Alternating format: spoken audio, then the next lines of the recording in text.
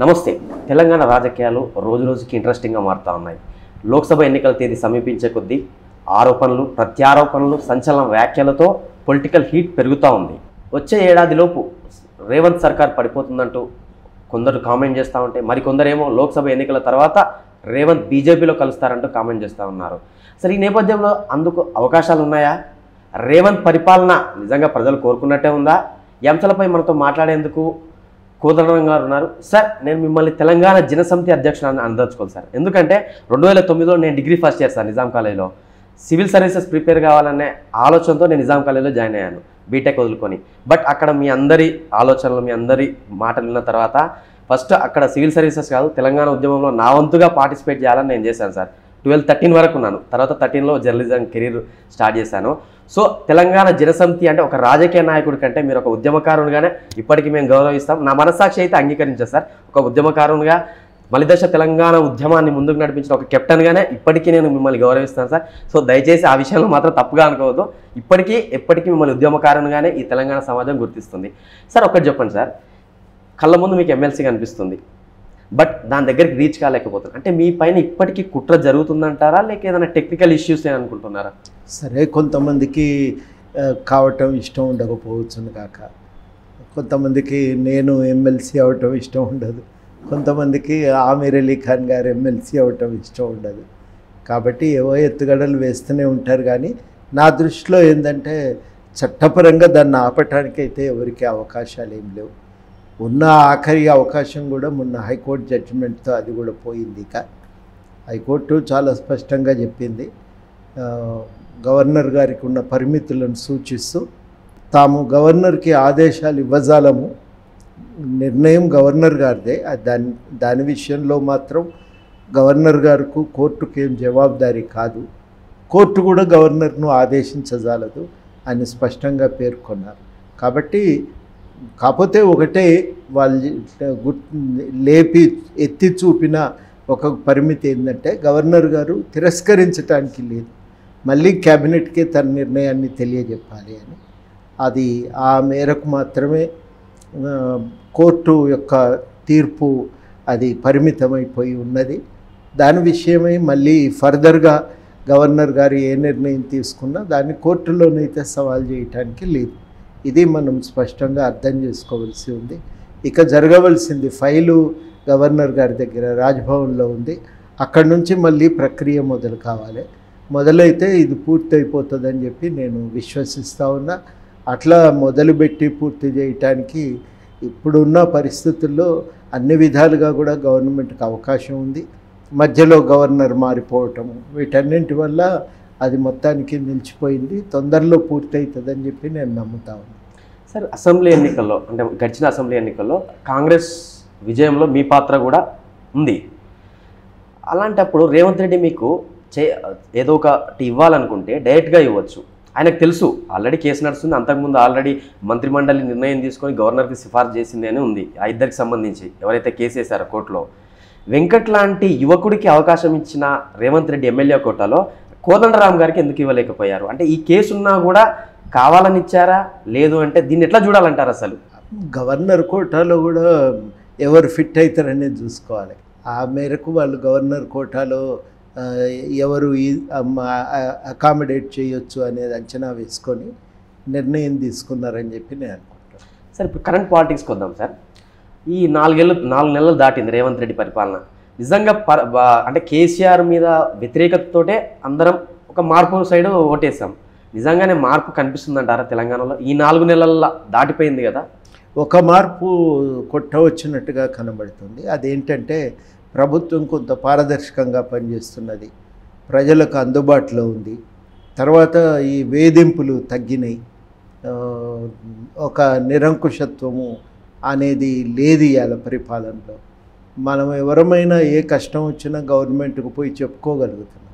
కొంతమంది ప్రజాభవన్కు వెళ్ళి అక్కడ దరఖాస్తులు ఇచ్చుకుంటే, మరి కొంతమంది ఎమ్మెల్యేలను కలిసి ఎమ్మెల్యేల ద్వారా మంత్రుల దగ్గరికి వస్తున్నారు, కొంతమంది నేరుగా మంత్రులను కలుసుకొని తమ సమస్యలు చెప్పుకుంటున్నారు, కొంతమంది ముఖ్యమంత్రి ఆఫీస్కే వెళ్ళి అక్కడనే వాళ్ళు మాట్లాడి అక్కడ ఉన్న అధికారుల ద్వారా ముఖ్యమంత్రి గారికి తమ సమస్యలు చెప్పుకుంటున్నారు. ఇదొకటి నా దృష్టిలో చాలా కీలకమైన మార్పు. ఇది మామూలు ఊరట కాదు. ప్రజలు సమస్యలతో సతమతమవుతున్నప్పుడు ఆయనకు చెప్పుకోవచ్చు అనే ఒక ఆలోచన చాలా ఊరట కలిగిస్తుంది. అది ఒక గొప్ప ఊరట. రెండోది ఏంటంటే అనునిత్యము వేధింపులు, ఒక నిఘా ఉండేది, ఫోన్ ట్యాపింగ్ జరుగుతుండేది. తర్వాత ఏ సమావేశానికి అనుమతిని ఇచ్చేవాళ్ళు కాదు. ఇవాళ ఆ వేధింపులు ఆగిపోయినాయి. ఇవాళ అది ఒకటి కీలకమైన మార్పు. మూడోది ఏంటంటే ఈ మీటింగ్ల మీద ఈ ఆంక్షలు కూడా ఎత్తివేసినారు. తర్వాత నాలుగోది కొంత స్వేచ్ఛగా తిరగగలుగుతున్నాం, మాట్లాడుకోగలుగుతున్నాం. ఏదో అప్పుడు ఉన్నటువంటి ఆ వెంటాడుతున్నటువంటి భయం అనేది ఇప్పుడు లేదు. నా దృష్టిలో చాలా పెద్ద మార్పు అంటే మనుషులు కొంత ప్రశాంతంగా స్వేచ్ఛగా బతుకుతున్నారు. ఇది నా దృష్టిలో ఒక పెద్ద మార్పు. రెండవది ఏంటంటే ప్రభుత్వం కూడా చాలా విషయాలు ప్రజలకు చెప్పింది, బహిర్గతంగా చెప్పేసింది. ఆర్థిక పరిస్థితి వాస్తవాలు ప్రజలకు చెప్పింది. మొత్తం ఇరిగేషన్ ప్రాజెక్టులు వాస్తవ పరిస్థితులు, ఎలక్ట్రిసిటీ రంగం వాస్తవ పరిస్థితులు, వీటన్నింటినీ కూడా వాళ్ళు చాలా స్పష్టంగా ప్రజలకు చెప్తున్నారు. ప్రజల నుంచి మద్దతు కూడగట్టగలుగుతున్నారు. నా దృష్టిలో ఇది కూడా ఒక కీలకమైనటువంటి ఒక మార్పే. మూడవది ఏంటంటే కొన్ని రంగాలలోనైనా ప్రభుత్వం అమలు చేస్తున్నటువంటి విధానాలు ప్రజలకు లాభం చేసేవిగా ఉన్నాయి. అవి పాతవే కావచ్చు కాక నోటిఫికేషన్లు ఇప్పుడు జారీ అయినాయి, పరీక్షలు జరుగుతాయనే భరోసా ఏర్పడింది. పాత పరీక్షలు ఎంతో కాలంగా పెండింగ్లో ఉన్న వాటిని ఇవాళ పూర్తి చేసి అపాయింట్మెంట్ లెటర్లు ఇస్తున్నారు. ఇవన్నీ కూడా జరుగుతున్నాయి. నా దృష్టిలో ఇది ఒక భాగమైతే రెండవది ఉచిత బస్సు ప్రయాణం, ఎలక్ట్రిసిటీ సప్లై చేస్తున్నారు పేద వర్గాలకు. అదేవిధంగా పేద వర్గాలకు గ్యాస్ సిలిండర్ కూడా ఉచితంగానే ఇస్తున్నారు. ఇవన్నీ కూడా కుటుంబం మీద పడే భారాన్ని, ఆర్థిక భారాన్ని తగ్గిస్తాయి. ప్రత్యేకించి మహిళల మీద ఆర్థిక భారాన్ని తగ్గించేవి. ఇది చాలా మనకు అర్థం కాదు, కానీ మహిళల్లో ఇది ఒక ఆత్మస్థైర్యాన్ని పెంచేటువంటి అంశం. నా దృష్టిలో కాంగ్రెస్ వచ్చినాక ఏమైంది అంటే ఈ రెండు జరిగినాయి. ఇవి తక్కువ విషయాలు, చిన్న విషయాలేం కావు. ఈ వచ్చిన ఈపాటి మార్పులనైనా మనం అర్థం చేసుకొని వాటిని తెలుసుకోగలిగితే తర్వాత ఏం చేస్తే బాగుంటుంది, ఎట్లా చేస్తే బాగుంటుంది అనేది కూడా మనం నిర్దిష్టంగా ఏవైనా ప్రభుత్వానికి సూచనలు ఇచ్చే అవకాశం ఉంటుంది. కాబట్టి ఇది నా దృష్టిలో ఒక ప్రశాంతత, ఒక స్వేచ్ఛ అనేది ప్రజలకు దొరికింది. అది అన్నిటికంటే గొప్ప మార్పు. సార్ ఒకటి, ఇప్పుడు కాంగ్రెస్ పార్టీ లోక్సభ ఎన్నికలు రాబోతూ ఉన్నాయి. ఇప్పుడు మీరు వాళ్ళకి మద్దతు తెలిపేందుకు ప్రయత్నం చేస్తున్నారు. వాళ్ళు ఇంకా రిక్వెస్ట్ చేస్తూ ఉన్నారు మీ దగ్గరకు వచ్చి తెలపమని. మీరు అన్నీ ఆలోచించి ఆ డిసిషన్ తీసుకుంటారు. ఆ డిసిషన్ తీసుకునే క్రమంలో మీరు కూడా తెలంగాణ సమాజానికి జవాబు చెప్పాల్సి వస్తుంది. అప్పుడు అసెంబ్లీలో ఎలక్షన్లో అంటే కేసీఆర్ను గద్దె దించడానికి ఇచ్చాము మద్దతు అని చెప్పాల్సి వస్తుంది. ఇప్పుడు పార్లమెంట్ ఎలక్షన్లో ఎందుకు చెప్పాల్సి వస్తుంది, ఎందుకు మద్దతు ఇవ్వాలని అనుకుంటున్నారంటే ఏం చెప్తారు సార్ కాంగ్రెస్ పార్టీకి? అంటే వచ్చిన ఈ మార్పు రాష్ట్రంలో మిగిలాలంటే కేంద్రంలో కూడా సానుకూలమైన నిర్ణయం రావాలి. అది మొట్టమొదటి కారణం. ఒక మాటగా ఇంకొక రూపంలో చెప్పాలంటే డబుల్ డెక్కర్ సర్కార్ అంటారు కదా, ఇక్కడ అక్కడ ఒకే గవర్నమెంట్ ఉంటే బాగుంటుంది. ప్రజలు ఇక్కడ కాంగ్రెస్ గవర్నమెంట్ ఉండాలనుకున్నప్పుడు ఢిల్లీలో కూడా కాంగ్రెసే ఉంటే కొంత మద్దతు దొరుకుతుంది. అనుకున్న మార్పులు మరింత పటిష్టంగా తీసుకురావడానికి అవకాశం ఉంటుంది అనేది. రెండవది ఏంటంటే ఢిల్లీ అనుసరిస్తున్న ఆర్థిక విధానాలు బాగలేవు. ప్రజల కంటే కూడా ఎక్కువగా కార్పొరేట్ రంగానికి పెద్దపీట వేస్తున్నారు. ఈ సంబంధం అనేది అంటే కార్పొరేట్ రంగానికి ఏ రకంగా సహకరిస్తున్నారు, ఏ రకంగా కార్పొరేట్ రంగానికి అవకాశాలు కల్పిస్తున్నారు అనేది అర్థం చేసుకోవాలంటే మనం ఎలక్ట్రల్ బాండ్స్ని చూడాలి. ఎలక్ట్రల్ బాండ్స్ అనేవి కార్పొరేట్ రంగానికి ప్రభుత్వానికి మధ్య ఉన్న అక్రమ సంబంధాన్ని ఎత్తి చూపుతున్నాయి. క్విడ్ ప్రో కోకు ఒక అవకాశం ఉందని, దాన్ని చట్టబద్ధం చేసిందనేది మనకు తెలుస్తున్నది. ఆ చట్టబద్ధమైన క్విడ్ ప్రో కో పద్ధతి ద్వారా అంటే నేను పని చేసి పెడతాను, నాకు ఇది ఇవ్వు, లేకపోతే నేను చెప్పినట్టు వినకపోతే నేను వేధిస్తా, నువ్వు వింటే నేను అప్పుడు నీకు సహకరిస్తా, ఈ రకంగా ఒత్తిడి పెట్టి కార్పొరేట్ రంగాన్ని లొంగ తీసుకొని తమకు కావలసిన డబ్బులు వసూలు చేసుకోవటం ఒకటి మనకు కనబడుతుంది. ఇది నా దృష్టిలో ఈ ఈ పరిస్థితి అనేది కూడా చాలా నష్టదాయకం. 3 ఉపాధి అవకాశాలు సన్నగిల్లి, 4వది ఏంటంటే అసలు ధరలు విపరీతంగా పెరిగిపోయినాయి. పెట్రోల్ డీజిల్ ధరలను నియంత్రించకపోవడంతో జీఎస్టీ వల్ల ధరలు పెరిగినాయి. చిన్న వ్యాపారాలు దెబ్బతిన్నాయి. బతుకుదెరువు అవకాశాలు మూసుకొని పోయినాయి, తగ్గిపోయినాయి. ఇవన్నింటినీ మనం దృష్టిలో పెట్టుకున్నప్పుడు ఢిల్లీలో కూడా ఒక మార్పు అయితే అవసరం. ఆ మార్పును సాధించే లక్ష్యంతో అక్కడ కూడా ఢిల్లీ విపరీతమైన అప్పులు చేసి దేశాన్ని అప్పుల పాలు చేసింది. వీటన్నింటి నేపథ్యంలో ఢిల్లీలో ఒక మార్పు రావాల్సిన అవసరం ఉంది. ఆ మార్పును సాధించే ఆలోచనతోనే మేము కాంగ్రెస్ పార్టీకే మద్దతు ఇస్తాం. సార్ ఒకటి, తెలంగాణ అసెంబ్లీ ఎన్నికల్లో కాంగ్రెస్ విజయంలో 6 గ్యారంటీలు చాలా కీలక పాత్ర పోషించాయి. మేము అధికారంలో వచ్చిన 100 రోజుల్లోపు ఈ 6 గ్యారంటీలను ఫుల్ఫిల్ చేస్తామని వాళ్ళు హామీ ఇచ్చారు. బట్ ఇప్పటికి కూడా వాళ్ళు ఇచ్చినవి కొన్ని మీరు అన్నట్టు చిన్న చిన్నవి కావచ్చు, సరే ఎక్కువ ఎఫెక్ట్ చూపిస్తాయి, దాంట్లో తప్పనలేము. బట్ 2 లక్షల రుణమాఫీ కావచ్చు, పింఛన్ పెంపు 4,000 కావచ్చు, రైతు భరోసా 15,000 కావచ్చు, ఇవి ఏవి అమలు చేయలేదు కదా సార్. మరి మీరు ఎలా మద్దతు ఇవ్వాలనుకుంటున్నారు? అమలు సమయం పడుతుంది కదా. పింఛన్ అయితే ఇస్తున్నారు. పింఛన్ 4,000 పెంచుతామన్నారు. పెంచుతారు. వాళ్ళు పెట్టుకున్న గడువే కదా సార్. 100 రోజులు అన్నది మనం ఎవరం ఇవ్వలేదు, వాళ్ళే పెట్టుకున్నారు గడువు. ఇప్పుడు నేను అనేది ఏంటంటే కొన్నింటిలో వాళ్ళు ముందే జాగ్రత్తగా ఆలోచించుకొని అమలు చేస్తామంటే ప్రజలకు నమ్మకం కుదరటానికి 100 రోజులనే మాట వాడినరు.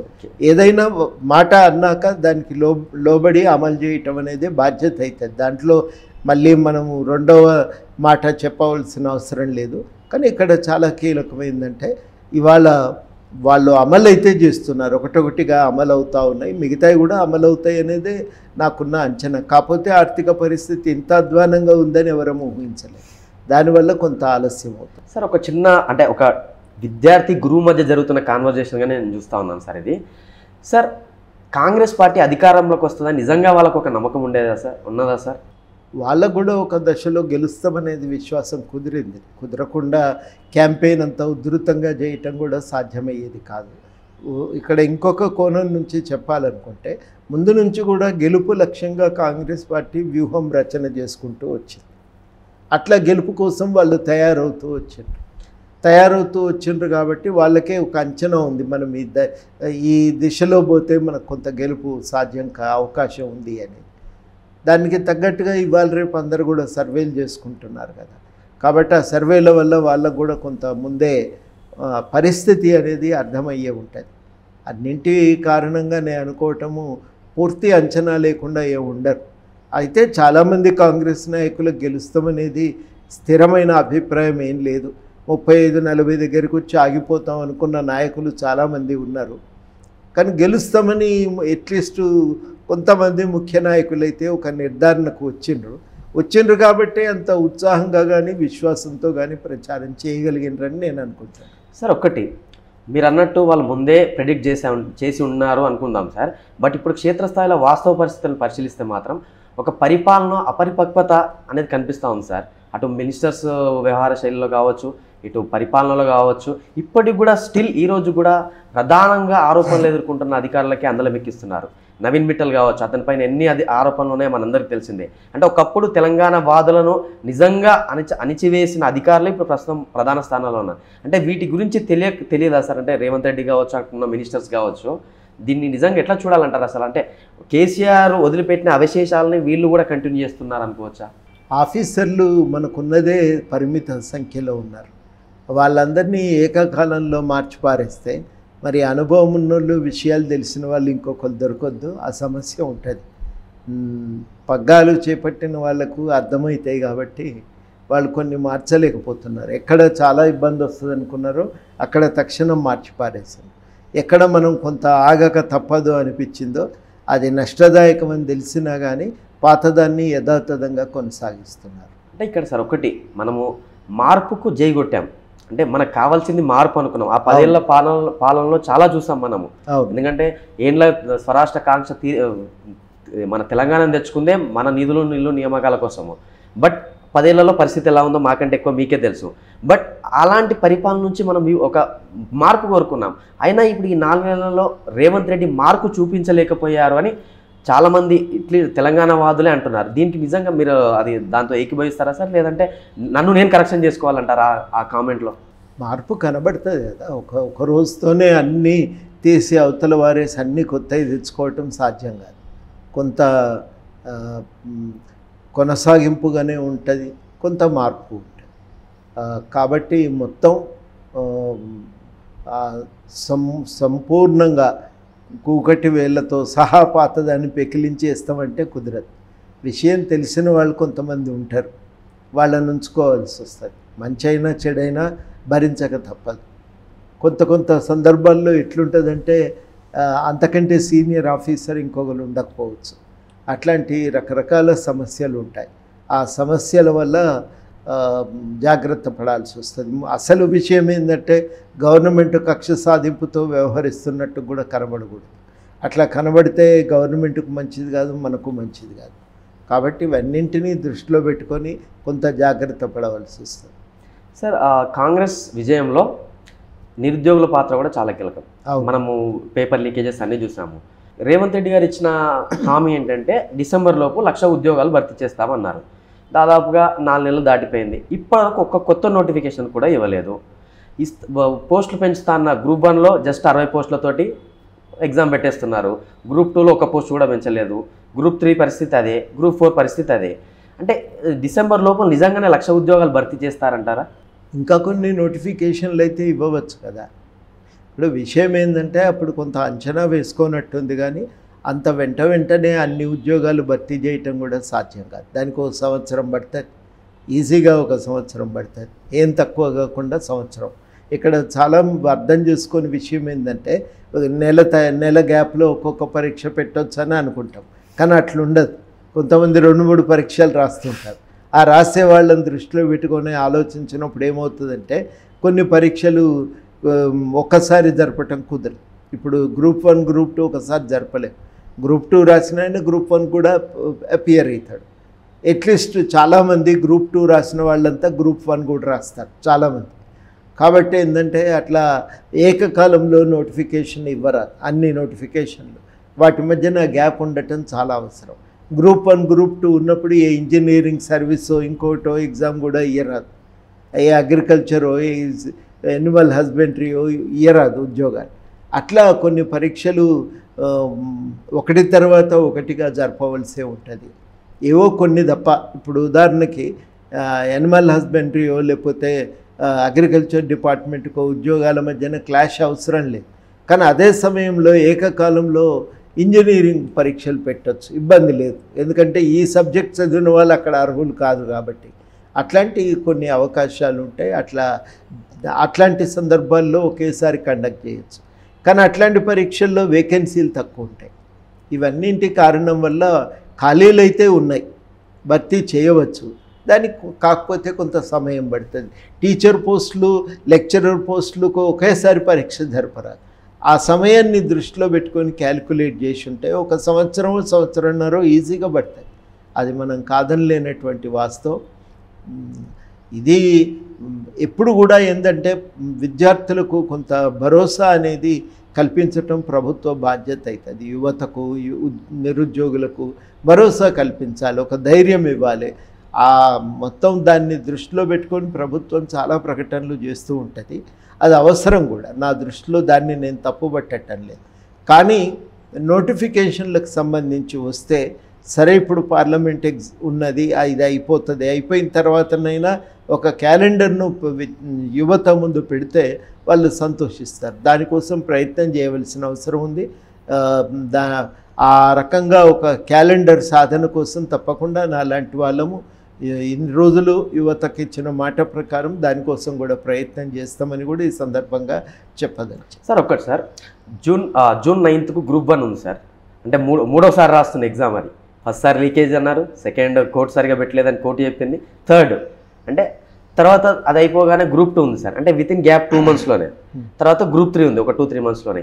ఇప్పుడు ఇక్కడ గ్రూప్ 1 ప్రిపేర్ అయ్యే అభ్యర్థి గ్రూప్ 2కి ప్రిపేర్ కాలేడు. ఎందుకంటే గ్రూప్ 1 ప్రిలిమ్స్ అయిపోగానే మళ్ళీ అక్టోబర్లో మెయిన్స్ డేట్స్ ఇచ్చేశాడు. సో ఇక్కడ ఏదన్నా ఒకటే ఎంచుకోవాలి అభ్యర్థి, గ్రూప్ 1 or 2, 2 ఎంచుకుంటే రెండిట్లలో సక్సెస్ కాలేడు. జస్ట్ ఇది ఇలా హడావిడిగా ఎలక్షన్స్ కోసమేనా సార్ ఈ డేట్స్ ప్రకటించింది? ఇంతకంటే గ్యాప్ కూడా ఇయ్యరాదు కదా సార్. ఇప్పుడు ఇక్కడ గ్రూప్ 1 గ్రూప్ 2 కోసం డిఫరెంట్ కదా సార్. గ్రూప్ 1 అయిపోయింది, దాదాపు చదివే సబ్జెక్ట్ ఒకటే ఉంటుంది దాంట్లో సార్. ఇప్పుడు గ్రూప్ 1 ప్రిలిమ్స్కి వచ్చేసి దాదాపు వాళ్ళు ఇచ్చిన టాపిక్స్ 13 టాపిక్స్ ఉన్నాయి సార్, ఓన్లీ ప్రిలిమ్స్కే. జూన్ 9th ప్రిలిమ్స్ ఎగ్జామ్ అయిపోతుంది సార్. తర్వాత ఆగస్ట్ 8th 9th గ్రూప్ 2 ఉంది. అంటే ఎంత సార్ డిఫరెన్స్? 2 months ఉంది. వీళ్ళు కొంచెం రిలాక్స్ అయిపోయి 1 week 10 days పోతుంది. తర్వాత ఇక్కడికి వచ్చేసరికి 4 సబ్జెక్ట్స్ ఉంటాయి, 4 కూడా 600 మార్క్స్కి. సో ఇక్కడ ఇప్పుడు గ్రూప్ 2 ఉన్న టాపిక్స్ అన్నీ దాదాపు గ్రూప్ 1లో ఉంటాయి. గ్రూప్ 1లో ఉన్నవన్నీ గ్రూప్ 2లో ఉండవు. ఇప్పుడు ఇక్కడ మీరు కరెక్ట్ పాయింట్ చేశారు సార్. ఇప్పుడు ఇక్కడ 4 పేపర్స్ సార్ గ్రూప్ 2లో.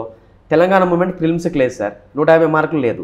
తర్వాత ఎకనామిక్స్ కూడా పూర్తి స్థాయిలో లేదు. అంటే ఇక్కడ 300 మార్కులు వెనకబడిపోయినట్టే కదా sir. First paper second paper cover అవుతుంది. అంటే ఇక్కడ విద్యార్థులు కోరేది ఏంటంటే మాకు రెండింటి మధ్యలో కాస్త సమయం ఇవ్వండి, మేము రెండింటికి ప్రిపేర్ కాలేకపోతే. ఇంతకుముందు నేను అన్నది కూడా అదే, కొన్ని ఎగ్జామ్స్ ఏకకాలంలో జరపరాదన్న వాటి మధ్యన అంతరం ఉండాలి. ఆ అంతరం ఎంత అనేది ఒక్కొక్కరు ఒక్కో రకంగా చెప్పొచ్చు, కానీ ఆ మాత్రం అంతరం అయితే ఉండే తీరక తప్పదు. అదే ఇక దాని విషయంలో విభేదాలు అవసరం లేదు. కాకపోతే అది చర్చ. దానికి చాలా వరకు మనం ఈడ కూర్చొని ఇంత ఉండాలి అంత ఉండాలని చెప్పటం కంటే దానికి ఏంటంటే పాలనాపరమైన అంశాలు, అంటే ఈ క్షేత్రస్థాయిలో తర్వాత ఇతర పరీక్షలు క్లాష్ కాకుండా అవన్నీ నిర్ణయాలు ఇవన్నీ ఆస్పిరెంట్స్కి ఎక్కువ తెలుసు సార్, ఎక్స్పర్ట్స్ కంటే. ఎందుకంటే దాన్ని ఫీల్ పెయిన్ అయ్యేది వాళ్ళే కదా. ఇప్పుడు వాళ్ళే అంటున్నారు ఏంటంటే వీళ్ళు లోక్సభ ఎన్నికల్లో లబ్ధి పొందేందుకే హడావిడిగా ఎగ్జామ్ డేట్స్ ఇచ్చారు, దాని మీద పూర్తి స్థాయిలో వీళ్ళు వర్క్ చేయలేదు. ఇవ్వాల్సిందే సార్. బట్ అక్కడ మనం పాసిబిలిటీస్ అనేది చూడాలి కదా సార్. ఇప్పుడు మనం తెలంగాణ కొట్లాడుకుంది ఎందుకు సార్? ఇప్పుడు నియామకాల కోసం. నేను అనేది ఏంటంటే దాంట్లో ఏమన్నా కొంత మార్పులు చేర్పులు చేయాలనుకుంటే చేయవచ్చు. మార్పులు చేర్పుల కోసం విద్యార్థులు పరీక్షలు రాసే క్యాండిడేట్ తమ పరిస్థితిని బట్టి వాళ్ళు అడుగుతారు, గవర్నమెంట్ నిర్ణయం తీసుకుంటుంది. ఇదివరకు లేనిది ఇప్పుడు ఉన్నది ఏంటంటే ఆ రకమైన ఇచ్చిపుచ్చుకునే అవకాశం, ఒక సంభాషణకు ఒక అవకాశం అనేది ఉంది కాబట్టి అట్లాంటివన్నీ చిన్నవి అవి పెద్ద సమస్యలు కావు నా దృష్టిలో. నేను అనుకునేది ఏంటంటే చాలా కీలకమైన అంశం, ఆ పరీక్షలు జరుగుతున్నాయి ఇప్పటికీ 2 సార్లు వాయిదా అది జరుగుతున్నాయి. ఇప్పుడు నాలాంటి వాళ్ళ ఆలోచన ఎట్లుంటుందంటే ముందు పరీక్షలు కానీ 2 సార్లు వాయిదా పడి 3 సార్లు వాయిదా పడి పిల్లలు ఆగమైపోయి ఉన్నారు, కొంతమందికి ఎలిజిబిలిటీ దెబ్బతిని ఉంటుంది, అవకాశాలు పోయి ఉంటాయి. కాబట్టి ముందైతే పరీక్ష కానీ అనే ఆలోచనతో ఉంటాం మనం. దాంట్లో ఇంకా ఇది కొంచెం ఇటు జరపాలి, అది కొంచెం అటు జరపాలి, అవి మాట్లాడుకోవచ్చు. ముందు పరీక్ష రాసిన తర్వాత 2వ పరీక్ష నాటికి దానిపైన కూడా ఒక ఆలోచన చేయవచ్చు. కానీ నేను చెప్పేది ఏంటంటే గ్రూప్ 1 ప్రిపరేషన్తోనే గ్రూప్ 2 ప్రిపరేషన్ అయిపోయినట్టే, ఇంకా కొత్తగా మళ్ళీ దానికోసం అదనంగా చదివేదంటూ ఉండదు.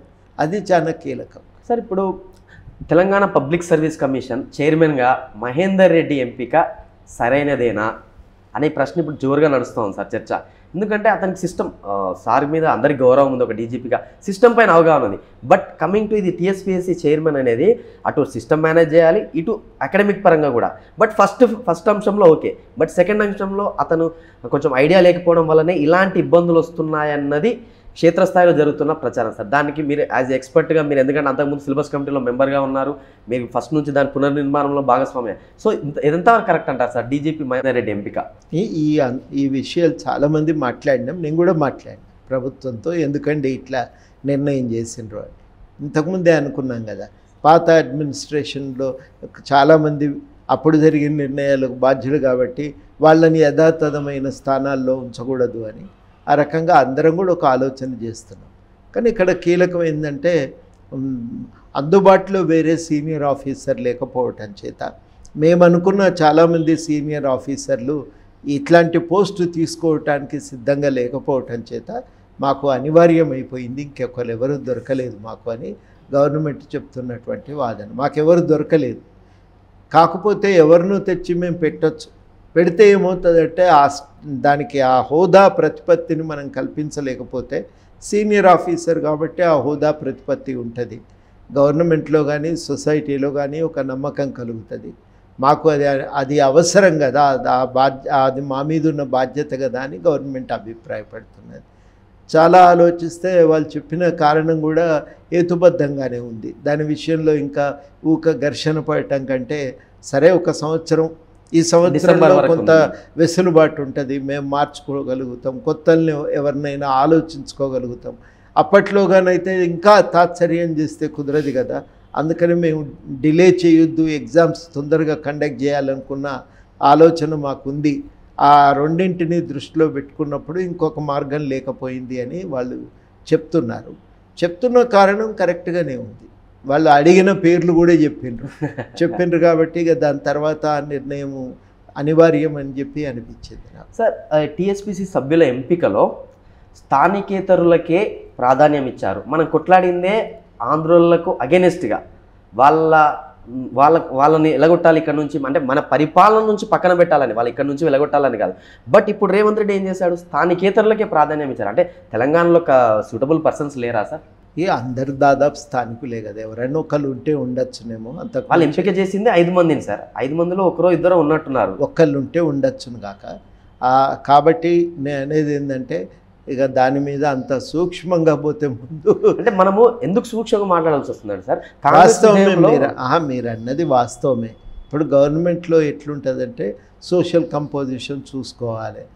అట్లా ఆ అంశాన్ని దృష్టిలో పెట్టుకున్నప్పుడు బహుశా సరే అక్కడైనా పర్వాలేదు, ఆ సోషల్ కంపోజిషన్ ఫుల్ఫిల్ కావాలి, ఆ పర్పస్ అని ఆలోచించినప్పుడు ఏదన్నా ఒకటి జరిగితే జరిగి ఉండొచ్చు. నేను చూడలేదు, నేను వాస్తవానికి ఆలోచించలేదు కూడా ఆ విషయాలపైన. కాకపోతే ఏంటంటే బ్రాడ్గా స్థూలంగా సోషల్ కంపోజిషన్ కాపాడుకోవాలి కదా, చూసుకోవాలి కదా, బ్యాలెన్స్ ఉండాలి కదా అని అన్నారు. నేను అంతకుమించి నేను ఆలోచించలేదు సార్. ఇప్పుడు కేసీఆర్ అంటున్నాడు విత్ ఇన్ 1 yearలో రేవంత్ రెడ్డి ప్రభుత్వం కూలిపోతుందని. నిజంగా అందుకు అవకాశం ఉందంట సార్? యాజ్ ఎక్స్పర్ట్గా పొలిటికల్ ప్రొఫెసర్ మీరు, పాలిటీ ప్రొఫెసర్ మీరు, నిజంగానే అవకాశం ఉందా సార్ కూలిపోయే అవకాశం రేవంత్ రెడ్డి సర్కార్? చట్టపరంగాను రాజకీయంగాను చూసినప్పుడు, అంటే ఇట్లా చట్టపరంగా చూస్తే కొలగొదయటానికి లేదు,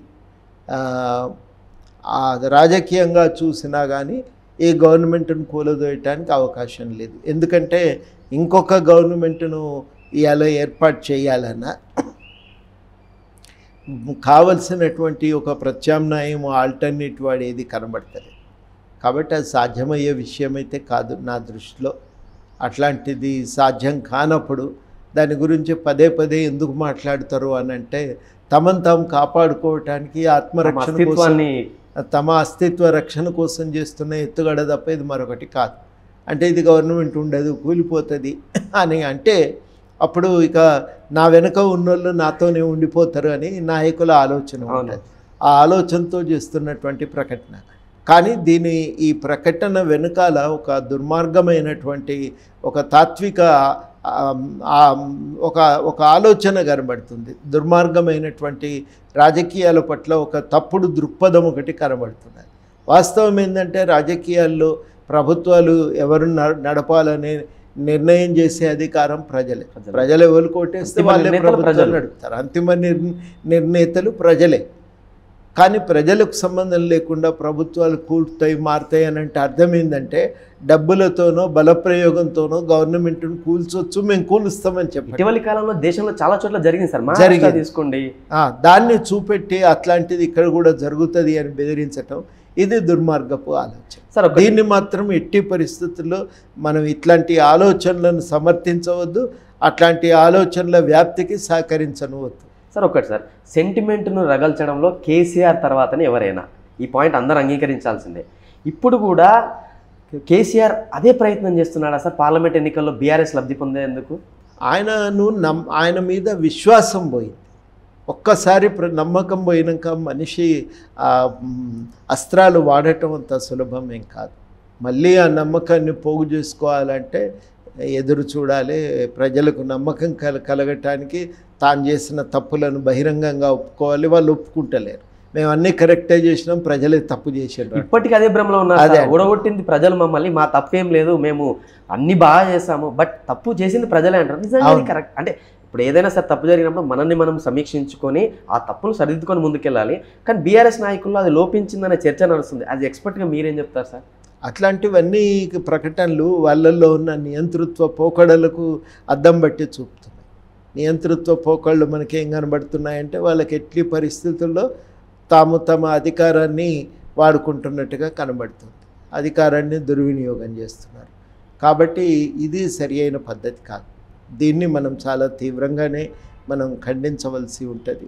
నియంతృత్వ పోకడని ఇంతగా నేను ఎందుకంటున్నానంటే, ప్రజలు పైన నమ్మకం, ప్రజల నిర్ణయాలను గౌరవించటం అనేది ప్రజాస్వామ్యానికి మూలసూత్రం. ఆ మూలసూత్రాన్ని తిరస్కరించినాక ఇంకెక్కడి ప్రజాస్వామ్యం అండి? నమ్మకం పోదు. అది వాళ్ళకున్నటువంటి ఆలోచన. అందుకనే ఏంటంటే ఈ దృక్పథాన్ని మొట్టమొదటనైతే మనం తీవ్రంగా ఖండించాలి. ప్రజల్ని ఇంకా తప్పుబట్టిండ్రు, ఇవాళ బాధపడుతున్నారు, మార్చుకుంటున్నారు. బెట్రోల్డ్ బ్రెస్ట్ అన్న మాట కవిత గుర్తుకొస్తుంది. అసలు ప్రజలు లేకుంటే ఎంత బాగుండును అని నియంతలు కోరుకుంటారట. ప్రజలను మార్చే అధికారం దక్కితే ఇంకా బాగుండునని కోరుకుంటారట. అట్లా ఈ ప్రజల్నే మారిస్తే బాగుండును అనే ఆలోచనని ఇవాళ ప్రతిబింబిస్తున్నది బీఆర్ఎస్. ఇది నియంతృత్వ పోకడ. ప్రజలు వాళ్ళ నిర్ణేతలు మంచి అయినా చెడైనా ఆ నిర్ణయాన్ని గౌరవించవలసిందే.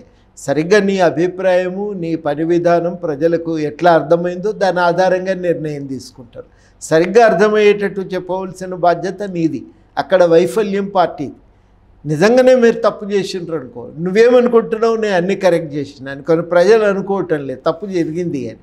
వాళ్ళు ఏ కోణం నుంచి తప్పు జరిగింది అనుకుంటున్నారో తెలుసుకొని ఆ తప్పును సరి చేసుకోవాల్సిన బాధ్యత బీఆర్ఎస్ది.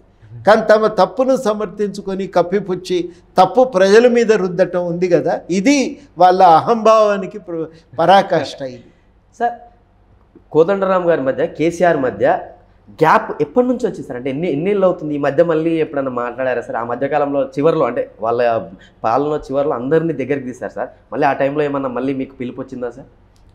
అప్పుడు ఎవరో ఫోన్ చేస్తారు, ఎందుకు సార్ ఇంకా అందరం కలిసి తెలంగాణ అభివృద్ధికి చేయొచ్చు కదా అని అంటారు. నేను అన్నాను, ఆ తెలంగాణ అభివృద్ధి కోసం పనిచేయాలనేదే నా తాపత్రయం. అది వీళ్ళు ఉన్నంతకాలం సాధ్యం కాదని కూడా నమ్ముతున్నా అని గట్టిగా చెప్పిన. అది ఆ చర్చ జరగలే నాతోనైతే. కానీ చాలా కీలకమైందంటే, ఇక బీఆర్ఎస్ పార్టీ ఇప్పుడున్న ఈ ఆలోచన విధానం అనేది అది ప్రజాస్వామ్య వ్యతిరేకమైనది, రాజ్యాంగ విరుద్ధమైనది. సార్ ఒకటి సార్, ఇప్పుడు అప్పుడు కేసీఆర్ వాళ్ళతోని నిజంగా కేసీఆర్తో ఘర్షణ అంటే వ్యక్తిగతమైన ఘర్షణ ఏం లేదు, మరికని సిద్ధాంతాల పరంగానే పని విధానం పట్లనే. ఆయనేమో ఇంతకుముందు నేను చెప్పినట్టుగా తాను చేసిందంతా కరెక్టే అని అనుకుంటున్నాడు. మేమేమన్నామంటే, ప్రజల పట్ల జవాబుదారీతనంతో, ప్రజల పట్ల బాధ్యతతో అధికారాన్ని చెలాయించడంలో కేసీఆర్ విఫలమైండు. అందుకని ఇవాళ మనం కేసీఆర్నే తప్పుపడుతున్నాం.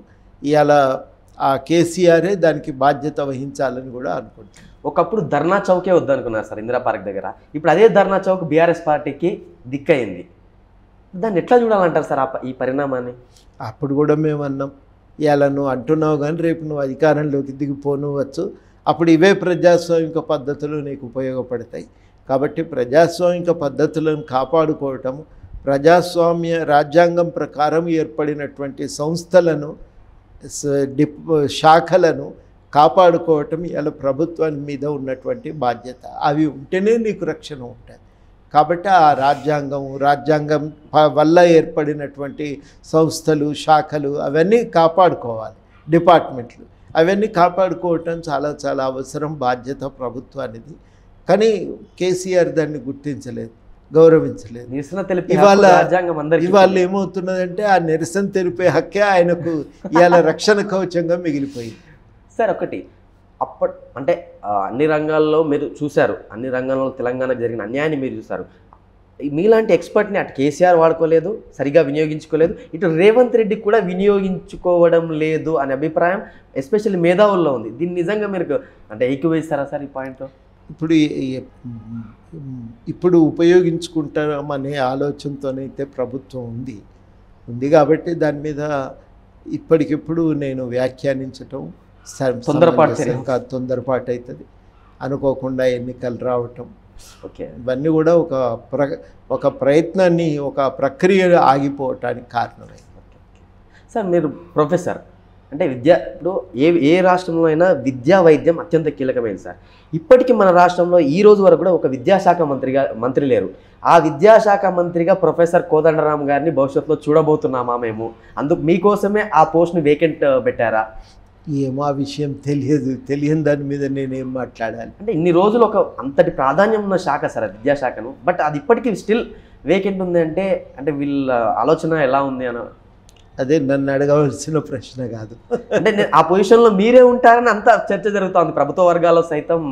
కావచ్చు, మనకేం తెలుసు సార్. ఇప్పుడు బీజేపీ విషయానికి వద్దాం సార్. బీఆర్ఎస్ పని అయిపోయింది, ఆ ప్రతిపక్ష పాత్రను ఆ పొజిషన్లోకి మేము వెళ్ళాలని బీజేపీ ప్రయత్నం చేస్తూ ఉంది. నిజంగా సక్సెస్ అవుతారంటారా సార్ బీజేపీ? అంత తొందరగా సాధ్యమయ్యే విషయం కాదు. ఇప్పటికైతే సెకండ్ ప్లేస్లో బీఆర్ఎస్ ఉంది, బీజేపీ ఏమో 3వ స్థానంలో సర్వేల ప్రకారం. నేను నా ఆలోచనలు పక్కన పెడితే సర్వేలు అయితే ఆ మాటే చెప్తున్నాయి. కాబట్టి ఇప్పటికున్న పరిస్థితి అది. అంత తొందరగా మార్పు జరుగుతుందని నేనేం అనుకోవటం లేదు. బీజేపీకి ఉన్న ప్రధానమైన పరిమితి ఏంటంటే అది మన దగ్గర కింది దాకా ఒక నిర్మాణం కలిగినటువంటి పార్టీ కాదు. క్షేత్రస్థాయిలో తర్వాత ఏమన్నా అవుతుందో ఏమో కానీ ఇవాళ రోజుకైతే అది కింది దాకా నిర్మాణం ఉన్నటువంటి పార్టీ కాదు. అదే పోలింగ్ బూత్ ఏజెంట్లు కూడా దొరకరు. దాని పరిమితి అది లేనంత వరకు ఏ పార్టీ కూడా ఓట్లు సమీకరించుకోవటం సాధ్యం కాదు. మరి ఆ పార్టీ నేతలేమో కాంగ్రెస్ సంబంధించిన 20 మంది ఎమ్మెల్యేలు మాతో టచ్లో ఉన్నారు అని చెప్పేసి రకరకాల కామెంట్ చేస్తాం. 20 మంది పోతే ఏమవుతుంది? బీఆర్ఎస్కి ఏం కాదు, కాంగ్రెస్కి ఏం కాదు, బీజేపీకి కూడా ఏం కాదు. ఆడ వచ్చేది ఏం లేదు ఆడ బీజేపీకి కూడా. కాబట్టి ఇవన్నీ కూడా ఈ ఊహాగానాలు అనేవి కొంత వాస్తవికంగా ఆలోచించగలిగే ఎవరికైనా కూడా అవి నమ్మశక్యంగా లేవు. ఆ రకంగా కాంగ్రెస్కు ఇప్పటికిప్పుడు ఏదో తిప్పలు వచ్చింది, ఇబ్బంది ఉంది, ప్రమాదం ఉంది అని అయితే అనుకో. జస్ట్ డైవర్షన్ పాలిటిక్స్ అంతే. సార్, దక్షిణ భారతదేశంలో బీజేపీ ఈ ఎన్నికల్లో పుంజుకునే అవకాశం ఉంది అని వాళ్ళు బలంగా నమ్ముతున్నారు. చాలా చోట్ల మేము హైయెస్ట్ సీట్స్ వస్తాయి మాకే అనుకుంటున్నారు. ఒక ఎక్స్పర్ట్గా మీరు నిజంగా ఇది కరెక్టే అంటారా సార్? నేను నిపుణులు ఇవాళ పత్రికల్లో రాసిన దాన్ని బట్టి చూస్తే ఈసారి ఇంకా తగ్గొచ్చు అని. దక్షిణ భారతదేశంలో ఇంకా తగ్గొచ్చు, ఇదివరకు ఉన్న దానికంటే ఈసారి తగ్గొచ్చు అని. కాబట్టి ఇవాళ ఎన్నికలు జరుగుతున్నది బీహారు, ఉత్తరప్రదేశ్లోని కొన్ని స్థానాలకు, రాజస్థాన్, తర్వాత తమిళనాడు, ఇంకా కొన్ని దక్షిణాదిలో కొన్ని స్థానాలకు ఎన్నికలు జరగనున్నాయి.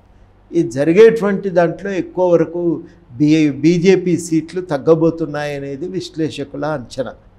దాన్ని బట్టి చూస్తే కొంత దక్షిణాదిన ఏ ఆలోచనతోనైతే చొచ్చుకొని రావటానికి, ఎదగటానికి బీజేపీ చేస్తున్న ప్రయత్నాలు ఈసారి ఎన్నికల్లో అనుకూలించేటట్టు లేవు.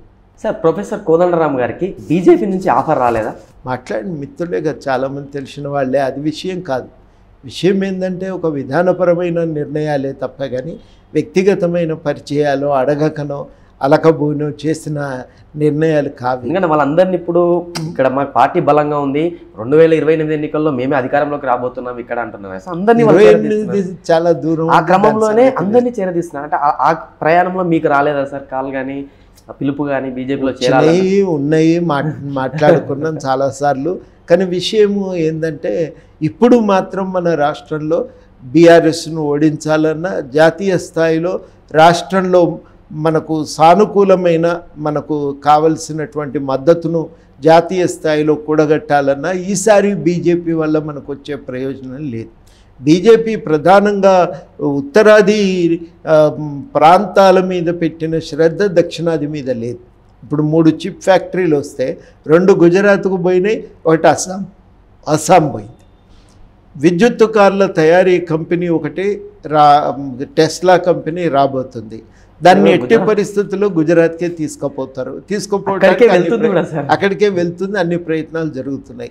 మన ITIR రద్దయింది, అది ఎటో పోయింది. వరంగల్లో రావాల్సిన కోచ్ ఫ్యాక్టరీ రద్దయింది, అది ఎక్కడో ఉత్తర హిందుస్థానానికి పోయింది. కాబట్టి వాళ్ళు మనకి ఏం చెయ్యరు. అది మన సంస్కృతిని, మన అస్తిత్వాన్ని, మన ప్రయోజనాలను కాపాడలేరు కూడా వాళ్ళు. సార్, ఇప్పుడు జరగబోయే పార్లమెంట్ ఎన్నికల్లో కాంగ్రెస్ పార్టీకి అత్యధిక సీట్లు వస్తాయంటారా, లేదంటే బీజేపీ ఆర్ బీఆర్ఎస్ కూడా మళ్ళీ రీబౌన్స్ అవుతుందంటారు? ఈసారికైతే ఎన్నికల్లో కాంగ్రెస్కే ఎక్కువ సీట్లు వస్తాయి.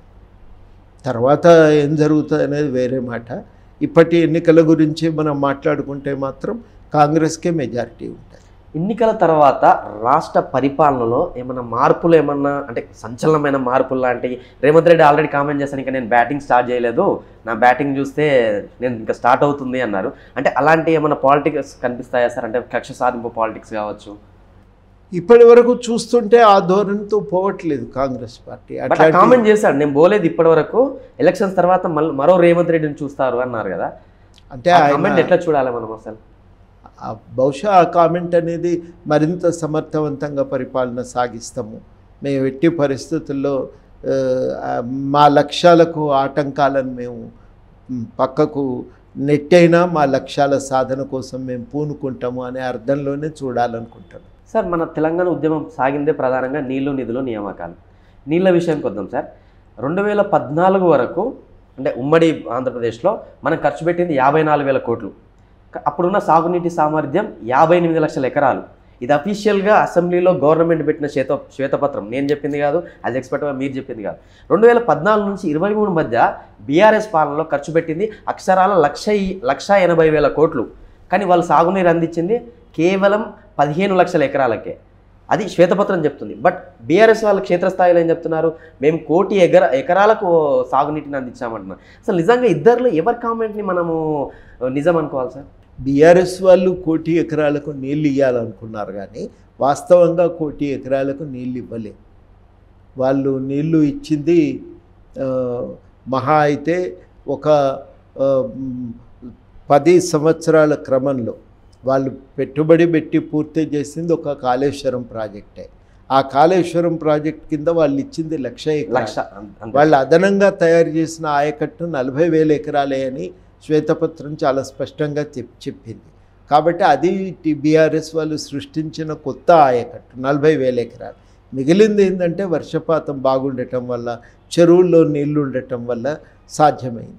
అదనపు సాగు ఏది జరిగినా అట్లా వచ్చినటువంటిదే, కానీ ప్రభుత్వము పెట్టుబడి పెట్టి కృషి చేసి సృష్టించినటువంటి ఆయకట్టు 40,000 ఎకరాలే, అంతకు మించి లేదు. అంటే గవర్నమెంట్ చెప్పిన 15 లక్షల ఎకరాలు కూడా కాదు, 40,000 మాత్రమే. అంతే అంతే. సార్, ఇప్పుడు కాళేశ్వరం అంటే తెలంగాణ వరప్రదాయిని, ప్రపంచంలో అత్యంత, ఇది నేను చెప్తున్నది క్యాగ్ రిపోర్ట్లో రాసిన్నది. ఓకే, అఫీషియల్ రాజ్యాంగబద్ధ సంస్థ ఇచ్చిన రిపోర్ట్ గురించి మీరు చెప్తా ఉన్నారు. దాంట్లో రాసి ఉన్నది. ఇది 40,000 మాత్రమే వీళ్ళు ఇచ్చారు. ఈ కింద ఇక కృష్ణానది అంటే ఈ కల్వకుర్తి ఇవన్నీ వెనకటి నుంచి చూస్తున్న ప్రాజెక్టులు, దాని కింద కొంత ఆయకట్టు సృష్టించారు. సార్, ఇప్పుడు కాళేశ్వరం తెలంగాణ వరప్రదాయిని, ప్రపంచంలోనే అత్యంత పెద్ద ఎత్తిపోతల పథకం అంటూ అప్పుడు బీఆర్ఎస్ పాలకులు చాలా ఉదరగొట్టారు. కానీ మనకు ఎలక్షన్స్ ముందు కనిపించింది 3 పిల్లర్లు కూలిపోయాయి. అప్పుడు సరే ఇంతవరకు ఓకే సార్, మనం దీన్ని తప్పుపట్టలేము, ఎందుకంటే ఎక్కడైనా వర్క్ జరిగింది. బట్ తర్వాత కామెంట్ చూస్తే 1000 పిల్లర్లు ఉన్న దగ్గర ఒక 3 పిల్లర్లు కూలిపోవడమైనా తప్ప అంటూ కేసీఆర్ చేసిన వ్యాఖ్యలు యావత్ తెలంగాణ సమాజాన్ని అవమానపరిచేలా ఉన్నాయని చర్చ నడిచింది సార్. దీన్ని నిజంగా కరెక్టే అంటారా? 3 పిల్లర్లు కూలినాయి అంటే ఇంటికి 10 పిల్లర్లు ఉంటే ఒక పిల్లర్ కూలితే ఏమవుతుంది అన్నట్టుగా ఉన్నది మాట. అది తాము అమాయకులు అయితే కావచ్చు, కానీ అందరం అమాయకులు అనుకుంటే అది మూర్ఖత్వం అవుతుంది. ఒక పిల్లర్ కూలితే ఉంటుందా ఇల్లు? కూలిపోదా మొత్తం ఇల్లు? స్లాబ్ కుంగినాక మిగతాయి ఉంటాయా? 3 పిల్లర్లు పోయినాయి, స్లాబ్ కుంగింది, మిగిలినవి ఉంటాయా? పైన మేడిగడ్డ కూడా ఉండట్లేదు. నిర్మాణ పద్ధతుల్లోనే లోపాలు ఉండటం వల్ల ఈ ప్రమాదం జరిగింది. కాబట్టి ప్లానింగ్ తప్పు, నిర్మాణం తప్పు, వాడిన మెటీరియల్ తప్పు, మీరు నిర్మాణాన్ని తర్వాత మెయింటెనెన్స్ తప్పు, ఇన్ని తప్పుల వల్ల జరిగిన ప్రమాదం ఇది. దాన్ని అంత లైట్గా తీసుకోవద్దని డ్యామ్ సేఫ్టీ అథారిటీ వాళ్ళు చెప్పారు, రీసెంట్గా అన్నారు. వాళ్ళు చెప్పిండ్రు, స్టడీ చేసి రిపోర్ట్ ఇచ్చిండ్రు. కాబట్టి నీళ్ళు ఆపొద్దని చెప్పిండ్రు స్పష్టంగా. నీ కాలంలోనే వచ్చినటువంటి రిపోర్ట్ అది. మీరు దాన్ని తీసుకున్నాకనే నిర్ణయం తీసుకోవలసి ఉండే, కానీ మీరే గేట్లు ఎత్తి నీళ్లు వదిలిండ్రు. ఆ నిర్ణయం కూడా మీ ప్రభుత్వ హయాంలో జరిగిందే. ఇవన్నీ జరిగిన తర్వాత ఇవాళ ఇంకొకరిని ఎవరినో తప్పుపట్టడానికి లేదు. తెలిసి కేసీఆర్ తీసుకున్న నిర్ణయాలే ఇవాళ అమలవుతున్నాయి తప్ప ఇంకొకరు ఎవరు కొత్తగా ఏదో అదనంగా తీసుకున్న నిర్ణయం ఏది లేదు ఇక్కడ. కాబట్టి నీళ్లు వద్దని, నిలపవద్దని, వదిలేయాలని ఇవన్నీ జరిగిపోయినాయి అక్కడ నిర్ణయాలు. నీళ్లు ఇప్పుడు నిల్వ చేస్తే ప్రమాదం అని డ్యామ్ సేఫ్టీ వాళ్ళు చెప్తే ప్రభుత్వం గుర్తించింది, అది అమలవుతున్నది ఇప్పుడు, వాస్తవం అది. సార్, ఇప్పుడు ఏటా విద్యుత్ ఖర్చులకే 10,000 కోట్లు కావాలి అవును. కాళేశ్వరం. అవును. అంటే భవిష్యత్తులో మరి అది తెలంగాణకు గుదిబండగా మారే అవకాశం ఉంది కదా సార్. అంటే ఒక తెల్ల ఏనుగులాగానే మారే అవకాశం ఉంది కదా మరి. 10,000 కోట్లు అంటే సగటున ఎకరాకు 40,000 రూపాయలు అవుతుందని కాగిత నివేదికలో రాసింది. అంత ఖర్చు పెట్టి సాగునీటి సౌకర్యం కల్పిస్తే ఎట్లా? తెలంగాణ జనసమితి విషయానికి వద్దాం సార్. ఒక ఉద్యమకారుడిగా యావత్ తెలంగాణ సమాజం మిమ్మల్ని గౌరవించింది, కానీ ఒక ఫక్తు రాజకీయ నాయకుడిగా తెలంగాణ సమాజం మీ వెంట ఎందుకు నడవలేకపోయింది? ఇప్పటికి కూడా ఒక రాజకీయపరమైన గుర్తింపు, ఒక నైతికపరమైన గుర్తింపు రెండూ ఉన్నాయి. ఆ రెండింటికి లోపమేం లేదు, పుష్కలంగా ఉన్నది ఆ గుర్తింపు. కానీ సమస్య ఎక్కడ వస్తుంది అని అంటే, దాన్ని ఓట్లుగా మలుచుకునే సమయం వచ్చేసరికి రకరకాల అంశాలు ప్రభావితం చేస్తాయి. డబ్బు ప్రభావం ఉంటుంది, మీడియా ప్రభావం ఉంటుంది. వీటన్నింటినీ మేము మార్చగలిగేటువంటి ఆర్థిక శక్తి మా దగ్గర లేదు. అది ఒక ప్రధానమైన సమస్య. దాంతోపాటుగా నిర్మాణం అనేది అంత తొందరగా రాదు, అది సమయం పడుతుంది ఆ నిర్మాణం రావటానికి. ఆ నిర్మాణాన్ని సాధించడానికి మేము ఇంకా కొంత కృషి చేయవలసిన అవసరం ఉంది. పరిమితమైన కాన్స్టిట్యుయెన్సీస్లో ఒక 10-12 నియోజకవర్గాల్లో మాకు నెట్వర్క్ ఉంది, మేము కొంత ప్రభావం చూపగలుగుతాం. మా అభ్యర్థులు ఒక ప్రాధాన్యత రాజకీయంగా ఒక పాత్ర పోషించగలుగుతారు. కానీ మిగిలిన చోట్ల మాకు అది శక్తి లేదా అది సంపాదించటానికి నేను అన్నట్టు కొంత ఆర్థిక పరిపుష్టత అనేది చాలా చాలా కీలకం. ఆ పరిమితి ఉంది. ఆ పరిమితి కారణంగా వస్తున్న ఇబ్బందులు ఉన్నాయి. రెండు, గత ప్రభుత్వం విపరీతంగా వేధింపులకు గురి చేసింది, ఏ కార్యక్రమాలు చేయనీయలేదు.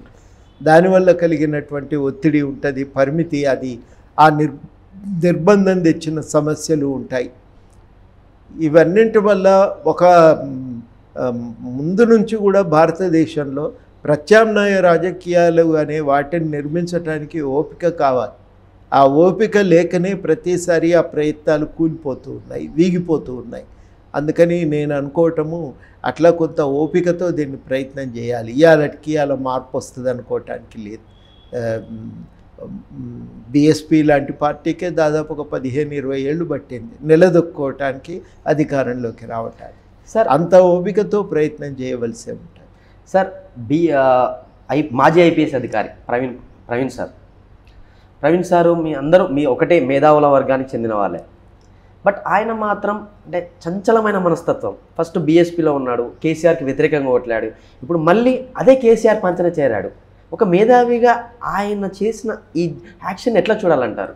సరే, ఆయన ఏ కారణాలతో నిర్ణయం తీసుకున్నాడో కానీ ఏదైనా ఒకటి చాలా కీలకమైందంటే, ఒక ప్రత్యామ్నాయం కావాలనుకున్నప్పుడు ఓపికగా పనిచేయాల్సింది. తొందరగా మార్పు వస్తుందని మనం ఎప్పుడు కూడా ఆశపడద్దు. మాతో కన్నబిరణ్ గారు ఊక చెప్పేది, సమాజంలో ఒక కొత్త విలువను పాదుకొల్పాలనుకుంటే, ఒక కొత్త దృక్పథంతో పనిచేయాలనుకుంటే మనం కొంత ఓపికగా పనిచేయవలసి ఉంటుంది. మన జీవిత కాలంలో రాకపోవచ్చు, కానీ ప్రయత్నం మాత్రం ఆపకుండా చేస్తూనే ఉండాలి అని. అదే నేను నమ్ముతా ఉన్నా. నేను సోషలిస్టుల చరిత్ర చదివిన వాళ్ళని చూసినప్పుడు 1952 ఎన్నికల్లో ఆశించిన స్థానాలు రాకపోయేసరికి కుంగిపోయి, విడిపోయి, ముక్కలైపోయి ప్రయత్నాలను ఆపేశారు. అట్లా చేయటానికి వీల్లేదు.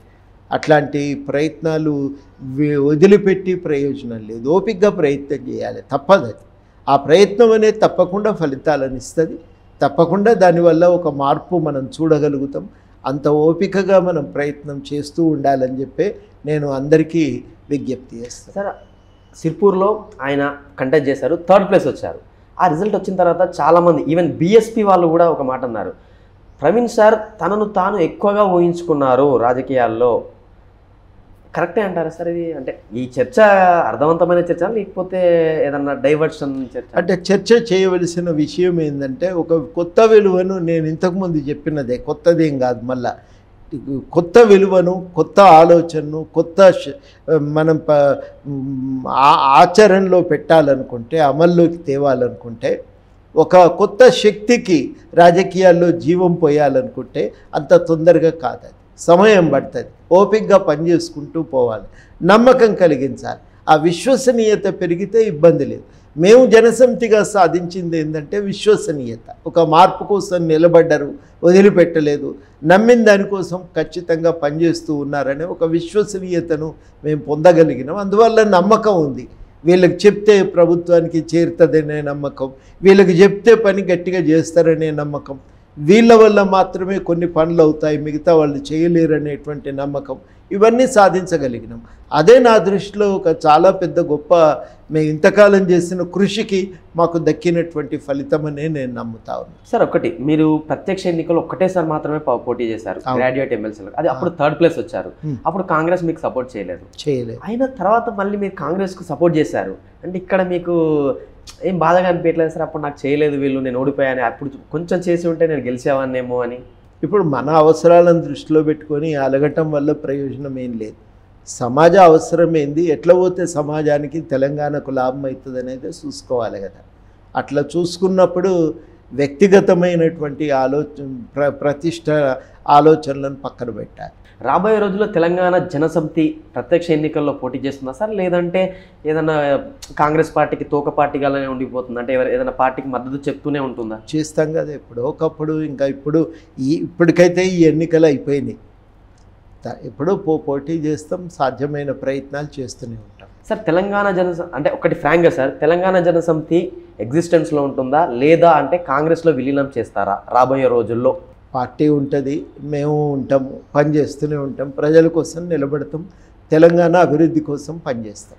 ప్రొఫెసర్ కోదండరాం గారు ప్రశ్నించే గొంతుక, ఆ గొంతుక అట్లనే కంటిన్యూ అవుతుందా, లేదు అంటే ప్రభుత్వానికి మద్దతుగా మాట్లాడతారా రాబోయే రోజుల్లో? మా పాత్ర తెలంగాణ అభివృద్ధి కోసం కొనసాగుతుంది కానీ అన్నా కదా, ఇంకా దాంట్లో మళ్ళీ ఇక సంశయాలు, అనుమానాలు వస్తాయి. అంటే ఎమ్మెల్సీ వచ్చిన తర్వాత మీకు మినిస్టర్ అయిన తర్వాత అప్పుడు మీరు మాట్లాడే ప్రసక్తి ఉండదు కదా సార్, గవర్నమెంట్కి వ్యతిరేకంగా మాట్లాడలేరు కూడా. అప్పుడు మాట్లాడదాం, నువ్వెటు పోవు నేను ఎటు పోను, ప్రేక్షకులు కూడా ఎటు పోరు. మనం అనేది చాలా దీర్ఘకాలం గురించి మాట్లాడతలేము, రాబోయే 2-3 నెలల ముచ్చటే కదా, చూద్దాం, మళ్ళీ మాట్లాడదాం అప్పుడు. సార్ మీతో కలిసి ఎంతోమంది ప్రయాణం చేశారు. ఇప్పుడు తెలంగాణ జనసమితిలో విద్యార్థి నాయకులు కావచ్చు, తర్వాత మీతో పాటు ఉన్న తెలంగాణ ఉద్యమకారులు కావచ్చు, మరి వీళ్ళందరినీ ఎట్లా మీరంటే ఎమ్మెల్సీ తీసుకొని మీకు ఉద్యోగం వచ్చేస్తుంది, మరి వాళ్ళ పరిస్థితి ఏంటి సార్? ఇవన్నీ కూడా పరిణామాలు జరిగినాక మాట్లాడదాం. అంటే వాళ్ళకి ఎలాంటి భరోసా? ఎవరికైనా కానీ కొంత పాత్ర రావాలి, అందరికీ వస్తుందని నేనేమంటలే, ఎవరికైనా రావాలి. ఆ పాత్ర కోసం మన ప్రయత్నం, వ్యక్తిగతమైన ప్రయత్నం ఉంటుంది, పార్టీగా చేసే ప్రయత్నము ఉంటుంది. 2 ప్రయత్నాలు కూడా చాలా కీలకమవుతాయి. పార్టీగా మేము ఒకరికొకరు సహకరించుకుంటూనే ఉంటాం కానీ బాధ్యతలను వదిలేసి వ్యవహరించమని కూడా అందరికీ నేను ముందు నుంచి చెప్తున్నా. తప్పనిసరిగా పార్టీ అందరి అభివృద్ధి బాధ్యతగా తీసుకుంటాను. సార్ మీరు నిత్యం ప్రశ్నించే గొంతుకగానే ఉండాలని, తెలంగాణ సమాజం తరపున నిరంతరం కొట్లాడుతూ ఉండాలని, రాబోయే రోజుల్లో ఒక మంచి పదవిలో చేరి తెలంగాణకు సేవ చేయాలని మనస్ఫూర్తిగా కోరుకుంటూ ధన్యవాదాలు సార్. థ్యాంక్స్.